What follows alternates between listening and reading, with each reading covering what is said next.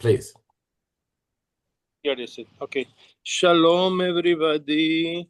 We started last week with an introduction. There is one point I do want to make. There is somehow this feeling or myth that there was a time that there were no Jews in the land of Israel. Like after the destruction of the temple, all of the Jews left, and then all come back, and then the second temple all left and all come back. This is a myth that has nothing to do with reality and with history. There were always lots of Jews in the land of Israel. They never stopped. Just to make it clear for you, you remember Maimonides, the Rambam in the 13th century, when he comes to Israel and he's first the rabbi in Akko. And then they say, no, the congregation is not so good, so I go. So it means that there are congregations in Israel enough good to bring the Maimonides to be a rabbi. I'm talking in the 13th century. When the Crusaders come and kill Jews in the land of Israel, you kill Jews only if they are Jews. If they are not Jews, you cannot kill them. For example, after the expulsion of the Jews in Spain and Portugal, the many came to Tzfat, right, to Safed. So it means they come because they are in Tiberias, in Jerusalem, in Tzfat. They are congregations that they're talking about in the 15th century. Obviously, that if there is a revolt against the Greek, it's because the Jews were here. And obviously, if they rebuild the temple in the Persian period, it's because the Jews are here. So there was always the word Jews. Not so many like there is now, but there was never the land of Israel without Jews. And I just want to make an extrapolation and go backwards. The myth that all of the Jews left Israel and went to Egypt, and all of the Jews came out from Egypt to the land of Israel, it doesn't work with the archaeology, and doesn't work with the epigraphic sources and with historical sources. There is a group that has an exodus and they come from Egypt to northern Israel, but most of the Israelites, the Canaanites, they were here all the time. They didn't go nowhere. So sometimes there is a lot of people in the land of Israel, and sometimes it's less people, but it's always people here, and they have different names. We started last week saying that according to the prophet Ezekiel, the ancestor of Jerusalem are the Amorites and the Hittites and the Canaanites. And it's not something that we're using today just to prove that we're indigenous. Obviously, we're indigenous to the land of Israel. We speak the same language. We speak the same, what we call Hebrew. There was the Bible called it the tongue of Canaan, or the land of Canaan. And we have the same holidays like we have 3,000 years ago. We have the same God, Yud Hey Vav Hey, that we have 3,000 years ago. We have the same history, we have the same stories, we have the same traditions, so we're definitely indigenous of the land of Israel. There was a big study also with the DNA, that the DNA of the Canaanites is very similar to the DNA of also the Jews and also the Palestinians. It's a topic, I don't know, whenever we're going to talk, but most probably many of the Palestinians, they were, I don't know, hundreds of years ago, there were Jews living in the land of Israel. They were forced to become Muslims. Also, the Rambam, in order to escape from Spain, he had to become Muslim. So it's something that happened a lot. So anyway, we started last week, and I say that if we are the descendant of the Amorites are tribes that conquer the Mesopotamia. They conquer all of this land around 2,000 BCE. And the exponent, the most important of all of these kings and conquerors of the Amorites, the Amuru, is Hammurabi. And we know about Hammurabi, but Hammurabi, what he does is he destroyed the city of Mari. And Mari were also Amorites, and we know that the language that the Hammurabi speak and the Amorites speak is very similar to the Canaanite language. They are all West Semitic. Canaanite is a West Semitic language, the same like they have the Amorites, which is different of the language of the Babylonians, of the Assyrian, the Akkadian. So how we know so much about what happened there? Because in minus 1760, Mari is destroyed by Hammurabi. There's a fight between two Amorites kingdoms. Hammurabi is the king of the Babylonian, and he has destroyed the city of Mari, which was like New York that time, and because it was destroyed, the archives was found in archaeological findings. That's the good thing about it. When some place is destroyed, there's a lot of archaeological findings. So we know there is more than 30,000 tablets. Not all are deciphered, but we know that there are prophets in Mari, and they have words like Shevet, tribes, Yamin, like today, Binyamin, small, everything is in the tablets of Mari. My teacher, Professor Malamat, wrote a book about Mari and the Bible, the similarities between the Bible and the tablets of Mari. So this is about the 18th century, which will be the, I will say, the geopolitical background of migration from Mari, from Mesopotamia, to the land of Canaan. If Mari is destroyed, many of the Amuru go down and they stay in Canaan. Why they don't go all the way to Egypt? Because Egypt doesn't want to receive everybody. So they escape from the fights with the Amurus, but they don't go to Egypt. Maybe some of these Amuru are the famous Hyksos that in that time, after the destruction of Mari, slowly they come to Egypt and they conquer Egypt for about 150 years. That's why Egypt Egypt decided, I'm going to show you now the second map, I hope you can see it. Egypt decided that if you want not to have foreign kingdoms, the only way you can conquer ancient Egypt is from the north. You can't come from the south. It's very difficult. It's the cataracts. There's a lot of fortifications. So you can come from the north. So in order to prevent that, the Egyptians, the 18th dynasty, decided to conquer the land of Canaan first to the border with the Hittite Empire. You can see the red one is around 1493, 1482. Everything is with the chronologies. And then after this, the Hittites win a little bit during the centuries. And the next line is the truce between the Hittites and the Egyptians that will be a little bit north of Megiddo.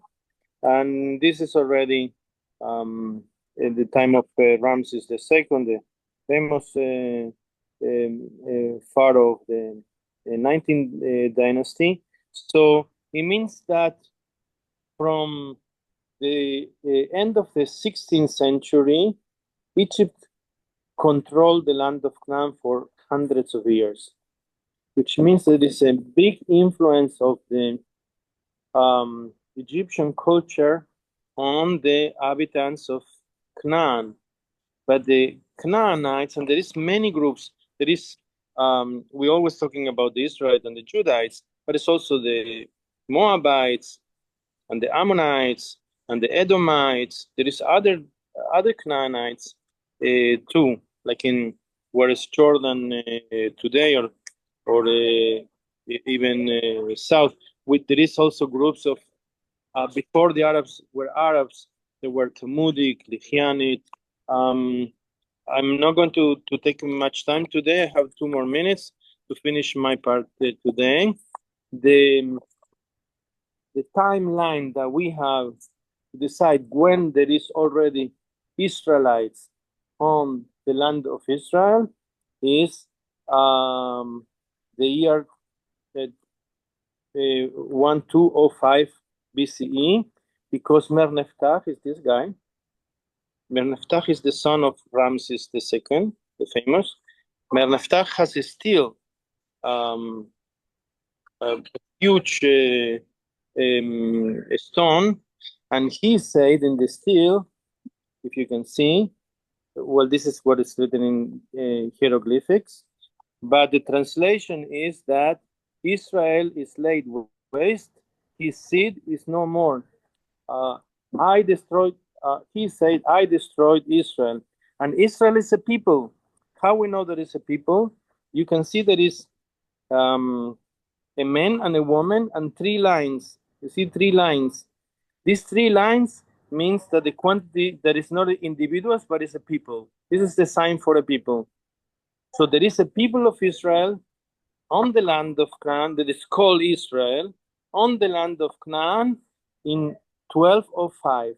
What happened between the 16th century and 1205?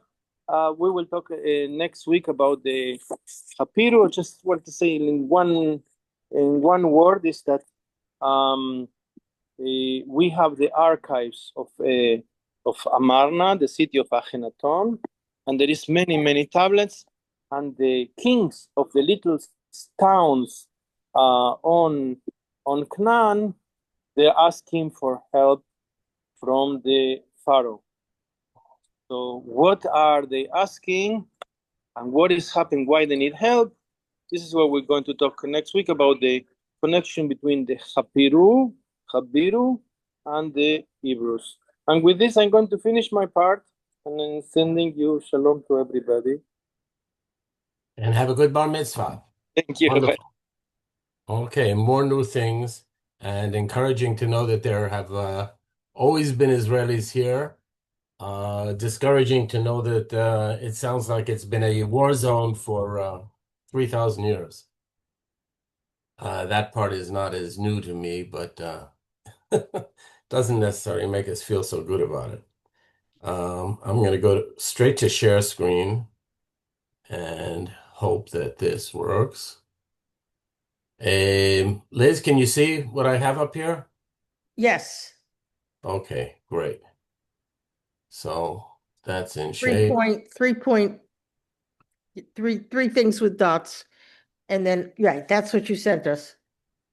Zionism and Abraham the Patriarch Part 2. You see it on the share Yes. screen? Yes. Terrific. Okay. So last week we began with Abraham and or Avram, and part of what I discussed this week with Rabbi Edgar in preparing today's lesson is that Avram it could be 2 words. It could be a title. It might not be the name of Abraham. In 2 words, Avram would be like a great father or founder. So it's maybe a meaning of the title of Abraham being a some kind of leader. We can't be sure, but that's one of the things. And our discussion is going to continue to be about Avram today. He's still Avram and not Abraham, and that'll probably end what we have to say about Abraham, and we'll be moving on. But again, and last week had been about this. Abraham's story is framed as the original Aliyah. Now, where does that concept of aliyah come from? It seems it comes from the text that we had in Genesis, the book of Genesis, chapter 13 begins. So Abram, he's still Abram, went up from Egypt. Okay, or in Hebrew, Avram Allah, v'ya'al Avram mimitzrayim, hu v'ishto v'kol asher lo, v'lot imro hanegba. And Lot with him to the south. So part of what is the concept of aliyah today comes from aliyah, from ole, that's what Abram does. He comes up. Last week we had him going to Canaan or Canaan or to Israel in Parashat Lech Lecha, where God says, go for yourself from your land, from your relatives, from your father's house, Lech Lecha, to Israel. And then there was a famine in the 10th verse. There was a famine in the land, and Abraham descended, Yarad. Okay, and this is the concept of Yerida, as opposed to Aliyah. Now, if you look at a map, most of the maps, at least today, but also the ones that Edgar is showing us, put north on the top and south on the bottom. So when you go from the south to the north, you're going up. You're ole, you're aliyah. And when you go south, you're yerida. Today, of course, the word aliyah and the whole concept of it carries additional very important connotations. But so there was a famine in the land in verse 10, so Egypt went down there, and he had his messy event where he's afraid that that they would kill him so that they could take his beautiful wife. So he says his wife is his sister. Pharaoh takes Sarah, and then realizes that the situation is terrible because God afflicted Pharaoh along with his household because of the matter of Sarai, the wife of Abram. And Pharaoh says to Abram, what did you do to me? Why didn't you tell me it's your wife? Why'd you say she's a sister so I would take her as my wife? Now take your wife. And not only did they tell his men concerning Abram, they escorted him and his wife and all that was his. And on account of trying to make some kind of expiation, so Pharaoh gives Abram lots of livestock, silver and gold, and Abram made a great living apparently down there. And then Egypt, beginning again, chapter 13, Abram went up from Egypt, Avram Allah, and that's the central story that I wanted to talk about today. Now, there's a word that I put in for you, and there's a word that I've heard, I didn't make it up, but it's not really a word, and that is Ali Oops. And Ali Oops, Nathan must have heard me say it before from the smile, but Ali Oops is the situation for very many people from the West who have the possibility to come and then to leave again, and they come on Aliyah and oops, they leave. And the Judaism is dealt with, can you leave? Is it okay to leave Israel? Under what circumstances you can leave Israel if you are here and you are Jewish? And the two criteria that were established, and Rambam discusses them and others discuss them, are you can leave Israel if you're here and you're Jewish, if you need to leave to make a living, or if you need to leave so that you can go somewhere and find a spouse. So, for instance, the Lubavitch rabbi used to cite those two reasons and say because he has a living and because he has a spouse, so he would never come to Israel because if he came, he could never leave. But of course, people today go back and forth, and I wanted to hear a little bit about how you feel about that, because it has changed over the years. This year we cited 30 years of the assassination of Yitzhak Rabin who one of his most famous and most controversial statements was very derogatory towards people who ever left Israel. I'm not sure. Nefolich and Nemoshot means something that came off of freckles.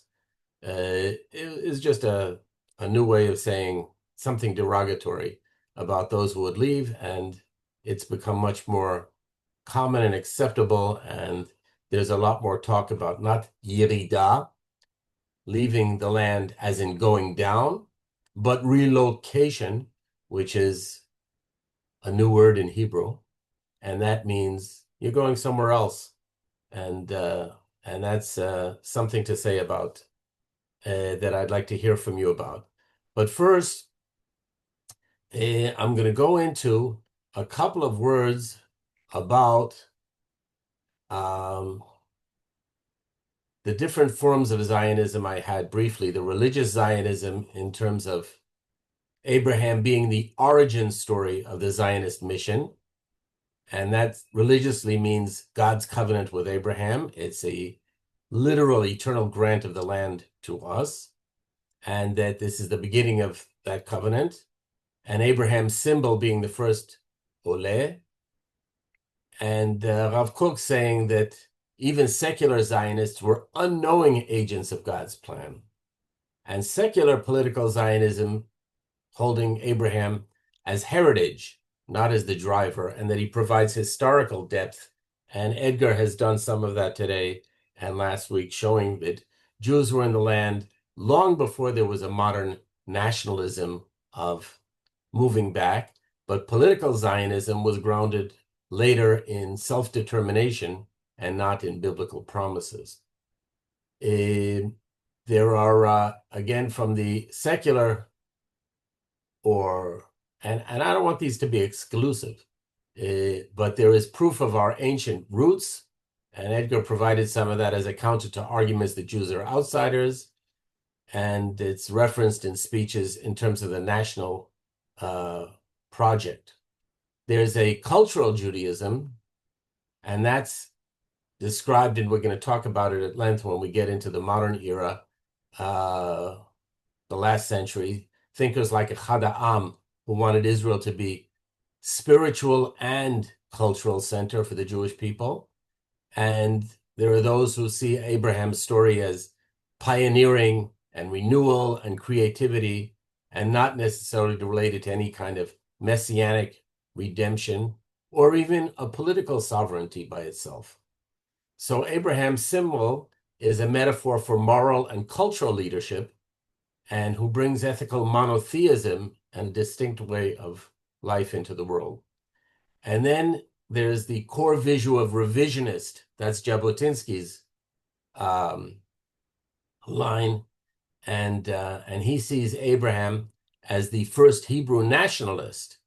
Okay, and that brand of Zev Jabotinsky's brand of Zionism was assertive and focused on building a strong and defensible Jewish state, and we're talking about statehood now.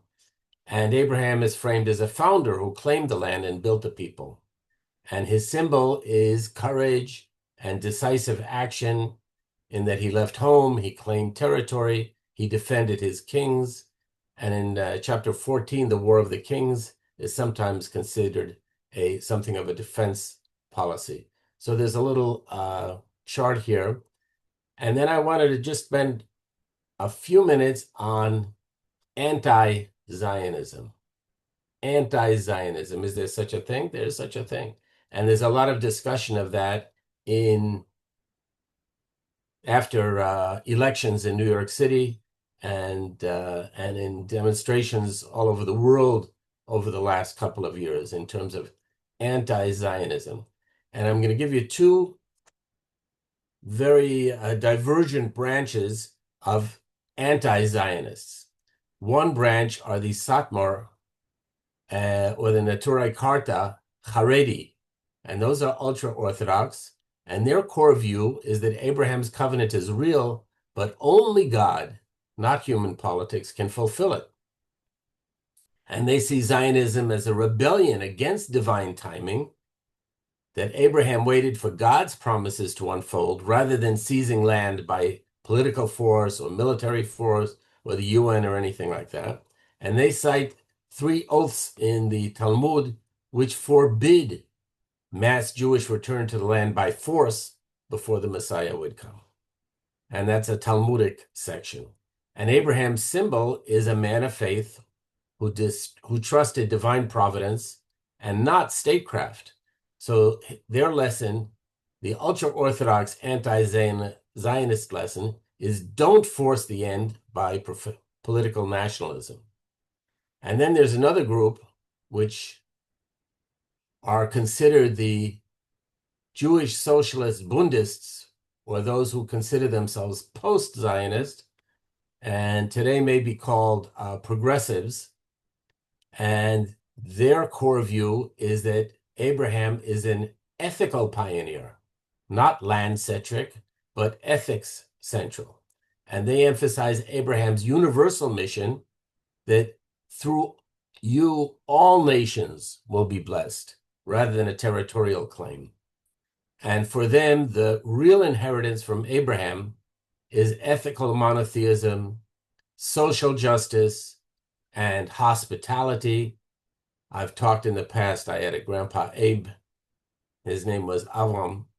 And he also actually said Avram rather than saying Avraham, but I guess that was the Jewish and the way he pronounced it, or Yiddish, who was also a figure very much involved in hospitality. But Abraham, who kept his tent open in all sides or windows in all directions open, was a symbol of hospitality. And those were values not tied to an exclusive possession of a land. And his symbol was a reminder that Jewish identity can thrive in the diaspora, anywhere, and be grounded in moral contribution and not in sovereignty. So I hope I've thrown a little bit of challenges in terms of how Abraham or Avram, because he's still Avram, it's going to take a little more before he gets his name and Sarai's name changed. But this is a little bit of information in terms of how you feel about Abraham, who was not just the first Ole, he was also the first Yored, and he had his aliyups. But then, of course, he came back, and it would seem historically and genetically and in various ways that have been proven and that Edgar brought up, that since Avram came to Canaan, we Jews have been in Canaan. So we've been all this time.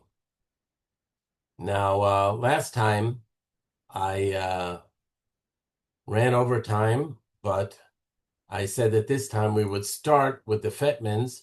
So if you could unmute yourself, and you might also show your image. Bev and Ted, are you there? Can you see? Can you hear? You're going to have to unmute, otherwise we can't see you. There you go. Okay. Not ready to speak. Not ready yet. Okay, could be in a bit.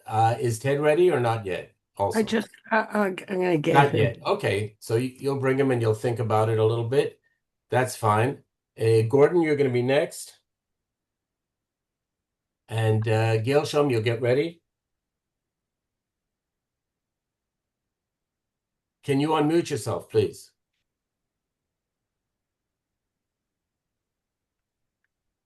You can't be heard because you're muted.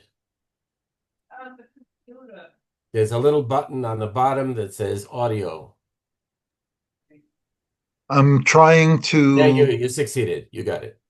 At least that's the voice. Yeah. I've lost myself on the picture. Oh, there we go. Shalom, everybody. I've been thinking an awful lot all week and maybe before, and looking forward to this class. And I'm in no slight way disappointed at all. Learned a lot about uh, the eternal presence of Jews since there was the first Jew, and Abraham Avram is a complex character, and I don't have an awful lot to say either. With no except nothing. I'm sorry I wasn't able to tell Rabbi Edgar that I also was a student of Abraham Malamat when I did my year in Jerusalem, and he had some really amazing ideas. This is in I'll give you a 30-second aside, especially about the naming of the rivers in the Middle East, the Yarden, the Yarkon, and several others beginning with Yar. And he hypothesized that another group of people with a separate identity in prehistory may have been who he calls the Yar people, the ones who named the rivers. Yarden, Yarkon, Yarmouk, etc. And that's it for me this week. Okay, Have a great week, everybody. that's fine. And yes, there are many hypotheses, as you say, about peoples who may have been here and things they may have done. And Mikol Melamdai Iskati, we're learning from people who we each learned from over the years. Gershom, you have not unmuted yourself yet, but I bet you're ready. Good. Hey, And here I Nathan, am. you'll be ready next. First of all, I'm sorry that I missed last week. Um, uh, Things were going on, but this was interesting, even though I came a couple minutes late. And certainly, Zionism and Aliyah are both things that I have occasion to think about. And I identify myself as a Zionist, so I have to be a little careful that I convey what I mean by it. And, I don't necessarily mean displacing other people, but I mean us having a homeland and a place where we are in control and where we are as safe as we can be. So these descriptions of the various groups, and it was interesting to have you mention the Satmar along with the Natural Carta. They are different groups, aren't they? Yes, those are two. Okay. So we lived among the Satmar when we were first married in Borough Park, Brooklyn, and I didn't have much contact with them other than when they were patients at the hospital, but didn't have occasion to discuss Zionism with them. So you've asked the questions about how this has changed my attitude. It hasn't changed my attitude. It's added to my understanding. As far as people who come and then leave, which you also had in your questions there, I had to adjust to this early on since I spent a lot of time trying to help people get settled here. I would actually add one other group uh, to those who come and stay and those who come and leave. The other group I'd add is those who come and leave during wartime, and they may or may not come back after the war. I saw a number of people who left at different points during these last couple of years, and some have returned. But yeah, it's. I'll just tell you about a study that a good friend of ours, Cheryl Zlotnick, did. She was a professor at Haifa University, retired recently, and she does a lot of research. And she did an actual research project about 10 years ago of what makes for a happy Aliyah. And she put out a questionnaire online through the AngloList website and got over 600 usable responses. And she the major conclusion that I retained out of it was that the thing that makes for a happy aliyah is realistic expectations. So people who understand what coming will be like and what the difficulties will be. Conversely, when I hear from people leaving, the two basic reasons are income, not being able to find a job, and not being able to get a handle on the language. And of course, the two are related. So these are things that influence whether people leave. The realistic expectations. Somebody within the last couple of months came and left within a few weeks. And clearly, I hadn't had contact with her before, but clearly she had no realistic expectation of what her life would be like here.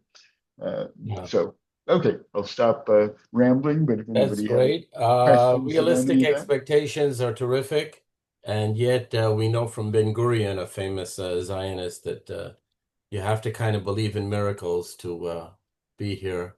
And so there is a idealistic aspect and there is a realistic aspect. And I'm glad you brought the realistic expectations into what happened. So if Abraham had a famine, he had to go somewhere to eat.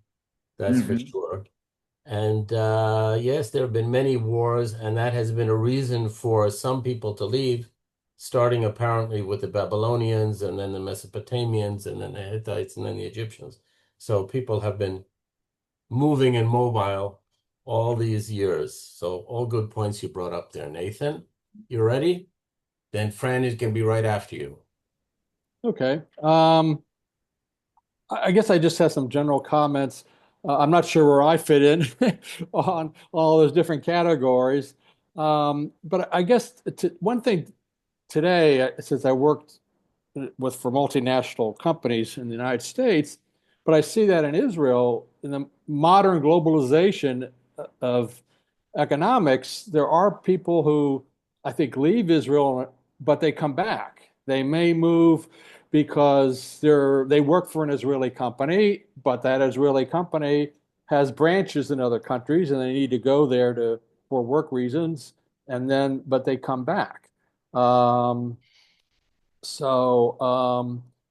One thing, changing the subject about the Satmars, is I think there are Satmars living in Israel. Um, Yes, there are.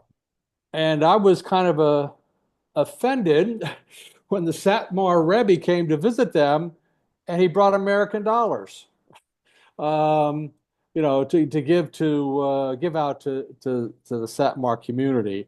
On the other hand, and I guess I find this with the Haredim who live here and don't want to do their part for the military, and they don't even want to do national service, and to me they're anti-Israel. But if you're living here, you are paying taxes. Whether I don't know whether they have to pay income taxes or not, but every day you buy something, you pay a VAT. So they are living off the land. They're living off the state of Israel. So for people who won't recognize it, I don't know, it's just kind of strange. Well, And that's a good point. I would challenge you just to know, A, that the Satmar, even that they live here, they don't necessarily take citizenship, pay taxes, or buy things with money that you would recognize. But a lot of the microeconomy that they have is in barter and is in separate stores and shops. And kosher is not enough. It has to be kosher by the Satmar rabbi, and they're not the only ones to have a special rabbi who does this. But they don't recognize the state of Israel and they don't recognize themselves as citizens. I'm going to make a gross comparison and compare that to some of the Syrians up near Majd al-Shams area where they consider it kind of conquered territory and they continue to have Syrian citizenship. So some of these people don't even keep citizenship, don't serve, don't pay, and kind of live as a community within a community. And that's part of it. But we could get more into the Satmar. I don't think they're going to be a key oh, issue. in No, our I just find that Yes. you don't shop in the Shuk. I mean, whatever. Yes. How do you buy food? But anyway, and You don't give a receipt. well, I understand that part, but still, anyway. Yes. Well, yeah, so it goes to several levels there. Okay, Fran, if Okay, you're just, there, yeah, and Anita and Fred are going to follow you. just briefly on the SAP. Okay, yeah, I'm okay. Yes. Um, briefly on this, brief comment on following up on the Satmar, even if they live apart and their economy is very closed, they're still living in the state of Israel and being defended by people who they won't talk to. And the soldiers die for them the way they die for us when we're attacked by their enemies. They have the same facilities, they have water, they have roads, and so on and so forth. And they're entitled to their beliefs, but I also don't feel they should be here. It offends me. Um, I know it's complicated, but I think that anybody who lives here should be prepared to defend the country they live in, even if they don't recognize the country. I just can't accept it as reasonable. My thing that I really wanted to focus on was the secular anti-Zionism. My father was raised as a Bundist in New York. His parents were immigrants, and his father was a Bundist, and he was raised as a child, as a kid, to be anti-Zionist, to believe, in the creation of vibrant life, progressive life in the diaspora. And he rejected it as he got older, but he talked to me a lot about it. And in America in particular, even today, there are a lot of Jews who figure that the diaspora is perfectly valid and that they can live a full life there, express their Judaism there, or choose to be secular as they wish. And I'm asking how that's going for them in New York today. Even when I was much younger, I didn't buy this 100%. And I feel it's always going to be a problem, that it's never going to be okay all the time in the diaspora. And I think it's getting to be really serious now, very sad and serious. Because, so that's my position. Yes. Well, the Open. anti-Zionism of the new mayor seems pretty definitive to me too, and Well, it's to the anti-Zionism of the Jews who voted ChatGPT. for him, which bothers me. That 30% of the Jewish voters in New York voted for him. Hmm. And they don't perceive themselves as being endangered by his positions. They just see the Western values that he represents theoretically. And Yes. people, wow, I'm like, let's see how it goes. And Mhm. let's see if they get mugged figuratively, as it Yes. were. Yeah, Well, we will see, but it is a very bad. concerning situation. Yeah. Anita, Fred, and then we're going to go back to the Bronx. My thinking is informed by my study of biology and the concept that diversity is very important. That a species that is uh, totally homogeneous is much more likely to become extinct than a species that is diverse, because diverse species is able to deal better with changes in the environment. And I'll take that from literal to figurative and say that I feel the same about Judaism, that there have been times when Judaism would not have survived had there not been the association with Israel. And recent times when we know that Judaism would have survived much better than it did had Israel been available as a refuge for the Jews. And that the thinking that developed in Israel has been very important for Judaism. But one can also say the same about uh, the relationship of Judaism to the diaspora. There have been times when the presence of Jews in the diaspora has aided the survival of Judaism as religion. And there have been times when uh, when a great deal of the development of the moral aspects of Judaism that I'm most attracted to came from diaspora rather than from Jews living in the land of Israel. So I think both are important. The ability to move from one to the other is important, and the ability to respect each other is important.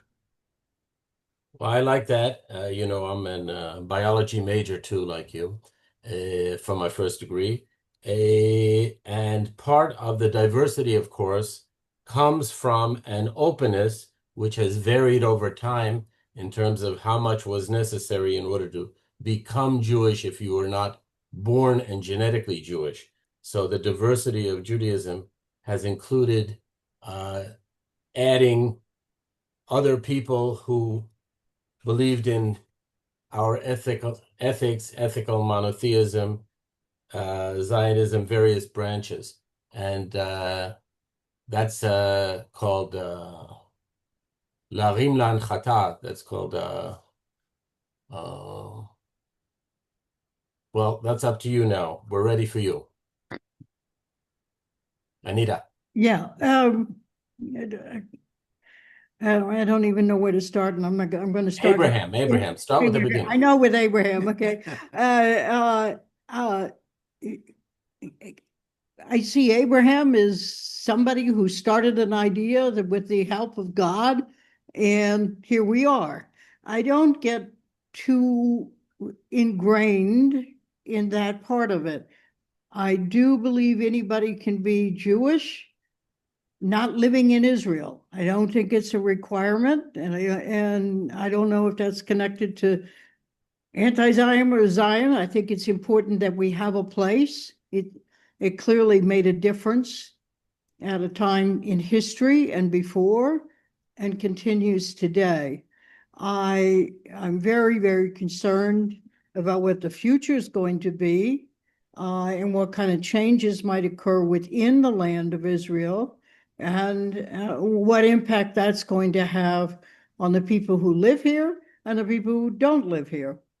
In relationship to people coming and leaving, I have no problem with that. First place, I figure there are hundreds and hundreds of reasons of why an individual might make the decision to come and then to leave. And Gershon pointed out some of them, but I think there are other reasons, like people come here often and leave their family members in another country, thinking this will work out. And they discover it's not so what they wanted. And I can speak from ourselves. We had our two daughters made Aliyah. For 20 years, we lived in the United States without them at holidays, without seeing them regularly. And as the years passed, they came to the US less and less. They had no interest in coming. So I can see the reverse happening of getting here and finding out that maybe it's not so easy to adjust to that when you start having grandchildren, great-grandchildren, et cetera, et cetera. So there's lots of reasons people leave, and I have no problems with somebody making that kind of decision. Life is too complicated in my mind to get hung up in that. Terrific. That's good. I really like your comment that people can leave without being anti-Zionist, and they can live elsewhere without being Right. anti-Zionist. And part of what we're trying to do, or what I'm hoping to do, is to help us each define our own definition, if you will, and meaning in the concept of Zionism. Certainly, there are Zionists who have never been here and never will. Maybe some can't afford to come in the first place. There are so many reasons, as you point out, but that does not make someone an anti-Zionist. Personally, and this is only my opinion, my feeling of anti-Zionism is someone who takes the stand that the Jews cannot legitimately claim to have a state here. that is not a reasonable or legitimate or honest or decent claim, and that is a dishonest or illegitimate claim, and that would be anti-Zionism. And certainly I agree that's with you very on that. different from Yeah. people who live for, as Abraham, there's a famine, he goes to Egypt. That doesn't make him an anti-Zionist by any means. Okay, let's go to the Bronx. I think Mom is ready there. Ted seems a little far, but okay, go ahead, Mom. You have to unmute yourself. There's a little button in the bottom and the left. And Flores, you're going to be up next. You should know that I'm not ignoring Liz. She's slightly under the weather, so we wish you a refuah shlema and good health and good strength, chazak ve'ematz, and she is asked to not be speaking today. Go ahead, Mom. Think about Abraham. This is about Abraham. Abraham, Yes. I think he was a unique person and a man of faith and followed what he thought was the right thing to do. And I agree that he did the right thing. And as far as Zionism today, I'm loose about it. And anyone can be any kind of Jew that they want to be, here or in Israel or back and forth. As we grow older, our vision, our world changes, and there are different needs, and everyone has to adjust. And we can't, I think to generalize is to kind of limit. I think everybody has to make the decision for themselves because that's the only thing that will satisfy them. That they're critical of others, I don't think that people should be so critical of others because others have their own reasons for their decisions. So it's a very big topic, and each one is quite develops their own ideas as they do. Some were born into loving Israel from the moment they genetically, and some acquire it, and each of us follow our own path, and that's okay. That's fine. That's really nice. Ted, are you going to talk about Abraham? Ted, do you want to talk about Abraham? No. He does not. He's That's past fine. it. Okay, well, we're not going to criticize him because we just got I information. certainly. We should Okay, not let be me just critical of say, other people. I think Abraham did the right thing. Yes. That's fine. And I'm going to agree with most of what you said, but I'm going to put a limit on it. There is while everyone can have their feeling of what kind of Jew they would like to be, there are, once there is a category of Jew, then there is a certain, that kind of means that there's such a thing as a category of not Jewish. And once someone is Zionist, they may be not Zionist. They don't have to be anti-Zionist. But there are certainly Jews who are against Jews, and that slides into an area where we have internal warfare or civil war, and that can get bloody. Flores, you're the last one up, and we're right on time today. Right. I'm a religious Zionist, and as Miss Putman said, I'm genetically, it was genetically, there was no question of it. Background, everything. I didn't, everything that's said about Zionism, I can agree with, but I know that mine is, it was the land that was promised to us. I have a book by Rabbi Sachs, and he said God promised it to Abraham 7 times. Yes. And so I feel this is our land, and we are here. And it was a famous poet, I think, who said, more than the Jews kept Sabbath, Shabbat kept the Jews. So I think it's nice to have all these airy-fairy or, things, but in the end, it's tradition that keeps us going.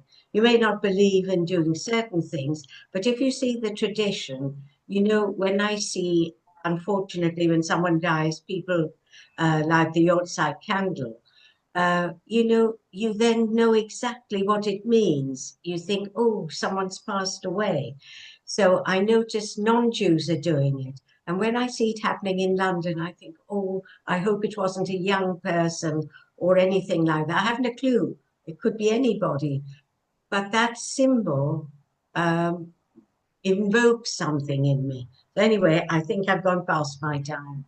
No, that's terrific. And that was Heschel who said that more than Jews keep the Sabbath. The Sabbath kept the Jews together, but you took that tradition kept us together as a people.